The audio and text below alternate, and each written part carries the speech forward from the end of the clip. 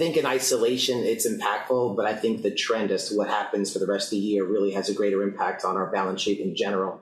And if you remember, for banks, it's not just the one impact of an interest rate. Looking at anything in isolation usually provides a false narrative, but it's the relationship that has with the long-term rates. In addition, there's a massive amount of liquidity in the marketplace today, and banks are going to have a lot of leeway as to how they price their deposits, which would definitely lead to an increase in bank profits as well. So let's talk about something that has already happened, and that is the rise in mortgage interest rates.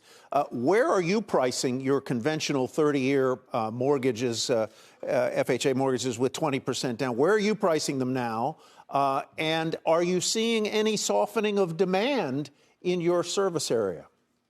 Massive. So conventional is in the high threes for us. A jumbo is in the low 4% range. Just this year alone, since January, we've seen a contraction of 70% in refinance activity, 45% on a year-over-year basis, which is significant.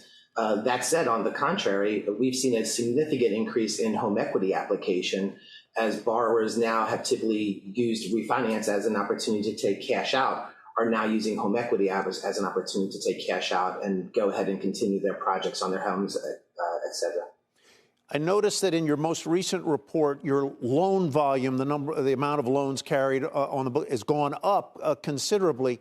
Where is that loan demand coming from? What kinds of businesses, et cetera? And do you think any of it was people trying to get in ahead of rising interest rates? I think there's definitely an expectation that interest rates were going to rise, and certain commercial real estate borrowers wanted to close before the rise in rates. But Generally, Valley happens to be positioned very well. There's only a handful of banks our size in the entire country, and we provide a niche for certain types of borrowers that want a relationship. And for those borrowers across C&I, CRE, auto, residential, we've seen consistent increase in activity in all of our geographies, New York, New Jersey, as well as in the Florida marketplace. So let's talk a little bit about, you mentioned earlier, and I think you're spot on, it's not an interest rate hike in isolation that really matters. It's what the trend is going to be and for how long that trend persists. So describe what trend you see and how long you think that rising interest rate trend will persist and how high rates may ultimately have to go. I think, to me, this is a more broader conversation regarding inflation. I think many pundits out there believe that as the supply chain got corrected, inflation would really subside a little bit and we'd be back to normal increases in prices. My individual perspective is that's not correct.